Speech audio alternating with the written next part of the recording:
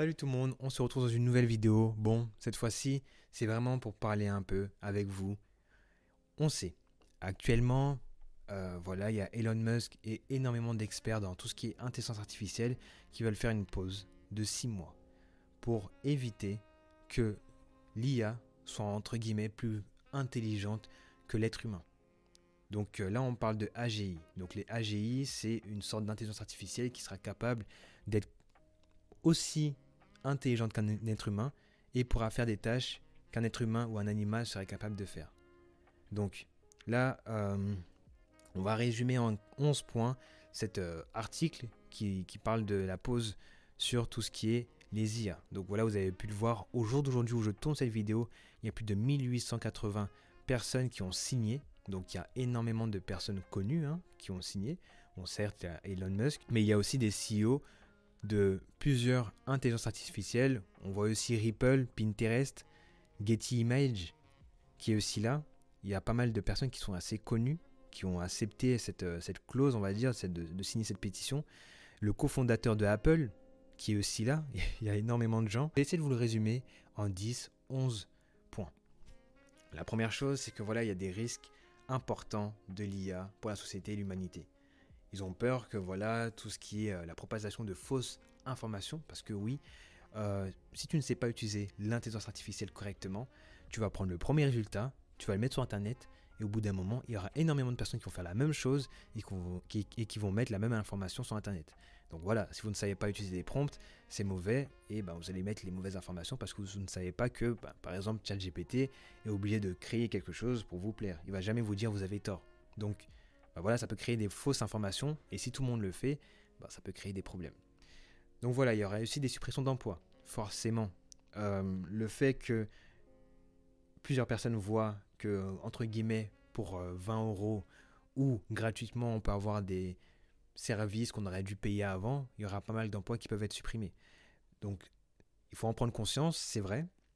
Mais voilà, c'est justement pour éviter qu'il y ait trop d'emplois supprimés, trop de mauvaises informations et un manque de, on va dire, de civilité, absence de planification et de gestion adéquate aux risques liés à l'IA. Alors oui, c'est vrai, actuellement, tout le monde utilise l'IA, tout le monde peut faire n'importe quoi. On sait aussi qu'il y a des petits hacks qui se tournent un petit peu pour pouvoir l'utiliser comme on le souhaite. Bah oui, forcément, il manque du coup des protocoles de sécurité pour encadrer le développement de l'IA. Parce que là, actuellement, il y a des gens qui le développent pour le bien, pour le mal. Or que je vous rappelle que le but justement de, par exemple, ChatGPT, créé par OpenAI, c'était vraiment pour rendre plus productif l'être humain. Donc là, vraiment, on est sur une partie où on voit que ça commence à déborder. Donc on commence à se dire, ah, peut-être que c'est mieux qu'on contrôle un petit peu plus ce qui va se passer.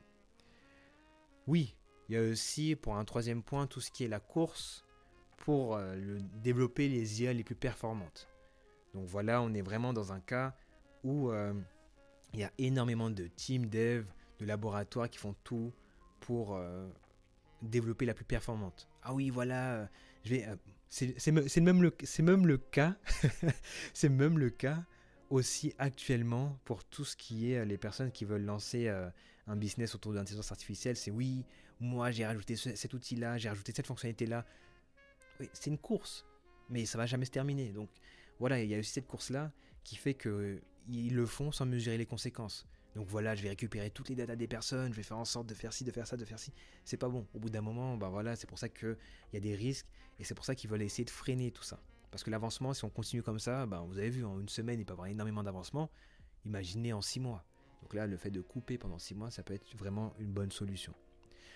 Alors, demander une pause de 6 mois aux développeurs des solutions qui ont une solution plus forte que GPT-4, c'est aussi, voilà, on peut prendre le cas. Je vais vous donner le cas avec Llama, donc la solution de Facebook, qui, la plus petite de leurs solutions, est beaucoup plus performante que GPT-3. Cette solution-là, heureusement qu'elle n'est pas disponible pour des personnes qui ne savent pas comment l'utiliser. Parce que oui, voilà, d'abord pour l'utiliser, il faut l'installer sur son PC, etc. Donc ça limite déjà les personnes qui vont l'utiliser. Et ensuite, une fois que tu l'as mis sur ton PC, il faut savoir comment l'interpréter, etc., etc. Parce qu'au début, elle était assez lourde. Maintenant, il y a des solutions pour l'utiliser à côté. Bon, c'est cool, mais ça reste quand même quelque chose de très puissant. Là, le fait de limiter vraiment cette course à vouloir toujours apporter le plus de paramètres, etc. C'est vraiment pour se dire, bon bah voilà, il y aura des implications. C'est bien de chercher l'ultra performance, mais c'est mieux quand on réduit. On réduit un petit peu plus et en 6 mois, je pense que ça peut aider. On verra bien ce qui va être voté, mais si ça peut être possible, oui, attendre 6 mois peut être une bonne solution. Donc voilà, pour respecter justement ces 6 mois-là, ils vont faire en sorte donc d'élaborer une sorte de protocole qui dit que voilà, on va établir des normes. Voilà, les normes c'est pendant 6 mois, on ne peut pas essayer de faire ci, on ne peut pas essayer de faire ça. Faire en sorte de s'assurer de la sûreté des informations, pour pas que ça divulgue des informations qui ne sont pas contrôlées. Que ce soit transparent, fiable et que voilà, il y ait de la sûreté dans les systèmes d'IA. Et pour arriver à cela, il faut essayer de créer une sorte de gouvernance solide entre experts, développeurs d'IA pour que voilà, il y ait un travail encadré qui puisse réguler le développement et l'usage de l'IA. Parce que là, c'est vrai que si ce n'est pas fait, il y aura énormément de personnes qui vont pouvoir l'utiliser à leur manière pour le détourner et ce n'est pas forcément ce qui est utile. La mise en place d'autorités réglementaires dédiées et surveillance des systèmes d'IA performants, donc en gros c'est tout ce qui est création d'organismes spécifiques pour contrôler et superviser l'évolution de l'IA. Le but d'OpenAI c'est vraiment de faire une AGI qui est vraiment pour l'humain, donc vraiment pour augmenter la productivité de l'humain et lui faciliter la vie. C'est vrai que s'il n'y a pas cette autorité qui fait en sorte de faire la réglementation, ça peut poser des problèmes sur le long terme. Vu comment ça avance, ça peut poser des problèmes aussi un petit peu plus rapidement possible. Je dis pas ça pour vous alarmer, hein. Bien sûr, hein, on ne sait jamais. Là, on va tout faire pour. On va tout faire. Je ne suis personne. Ils vont tout faire pour essayer de stopper, entre guillemets, l'avancement. Nous allons voir. Je vais en refaire une vidéo pour savoir comment ça a avancé. Moi, je trouve que quand même, c'est une bonne solution d'essayer de stopper. Est-ce que c'est la principale? Non. On sait très bien que forcément, avec tout ce qui est dérèglement climatique, ça aurait été peut-être mieux de se focus dessus au lieu de gérer cette partie-là. S'il y aurait eu un engouement comme celui-là pour le réchauffement climatique, ça aurait été aussi peut-être une bonne solution. Mais après, bon, là, on parle vraiment sur l'IA. Donc ensuite, ils ont aussi développé le système de marquage pour distinguer le réel du synthétique. Parce que oui, il y a énormément de deepfake, de énormément de choses.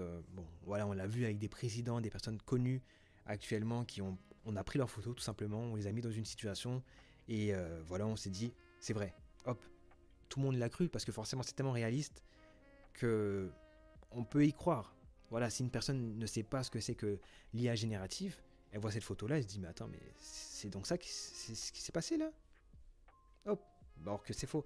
Donc là, vraiment, faire en sorte de développer une sorte d'outil qui identifie les images et vidéos générées par l'IA et traquer des modèles d'IA. Moi, quand j'entends tout ça, tout simplement, ça me fait penser à tout ce qui est blockchain.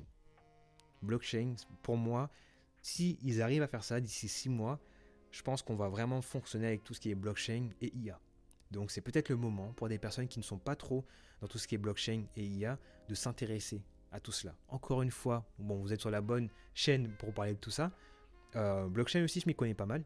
Je peux en mettre des vidéos dessus, spécialisées dans l'IA. De toute façon, je pense que ça va venir avec.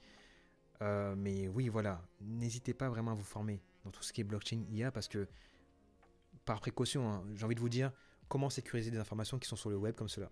On peut prendre le cas où c'est des images ou des vidéos. Les systèmes de blockchain, pour vraiment vérifier que ça soit vraiment IA, je pense pas qu'il y ait mieux au jour d'aujourd'hui. Donc voilà. Création d'un écosystème d'audit et de certification pour l'IA. Voilà, mise en place des processus d'évaluation et de validation pour garantir la conformité des systèmes d'IA aux normes établies. Oui, le fait d'avoir cela, ça va vraiment nous permettre de vraiment avoir, ah tiens, si cette IA-là, elle fait ci, elle fait ça, elle n'est pas éthique, hop, non, finalement, on ne va pas la garder celle-là. Si celle-ci, elle arrive à garder vos informations, qu'elle vous dit sur leur site, etc., qu'elle ne les garde pas, c'est pas bon. Encore une fois, moi, je pense, j'ai vraiment foi en le cas blockchain IA. Ça peut vraiment changer pas mal de choses. Maintenant, on va voir comment ils vont tourner les choses. Voilà, pour résumer, oui, il faut qu'on arrive à encadrer l'IA. Pour moi, je trouve que c'est une bonne solution. Faire en sorte d'attendre 6 mois pour développer une solution qui est plus forte que les GPT-4, parce que là, actuellement, c'est vrai qu'il y en a quelques-unes, mais si on peut stopper l'avancement, peut-être que ça peut être une bonne solution pour pouvoir au moins donner le temps aux personnes de pouvoir se former dans l'intelligence artificielle, de faire vraiment tout ce qu'il faut pour que tout le monde puisse au moins comprendre et l'utiliser comme il le faut, parce que c'est vraiment ce qu'il faut, hein. L'IA, normalement, c'est vraiment là pour améliorer la qualité de vie. Donc, il faut donner un temps nécessaire à la société pour qu'elle puisse l'utiliser, parce que sinon, ben, voilà, il n'y a que ceux qui arrivent à le comprendre qui vont l'utiliser. Il faut bien qu'ils comprennent pour pouvoir l'apprendre à d'autres personnes. Donc, c'est assez complexe. Bon, n'hésitez pas quand même à regarder le Notion qui est dans la description. Vous allez avoir des cours sur tout ce qui est prompt, etc. Mais après, voilà, c'est quelque chose de très abstrait parce qu'on ne sait pas comment ça va avancer, hein. Là, je fais cette vidéo-là, je ne sais pas comment ça va avancer, si ça va être adopté, cette pétition, si on va devoir attendre 6 mois, si finalement ça va continuer à se développer. Nous allons bien voir la suite. Je vais peut-être en faire une autre vidéo. Mais voilà, je tenais à dire que oui, c'est vrai que c'est pas le sujet le plus important au monde parce que c'est vrai qu'il y a le réchauffement climatique, il y a tout ça.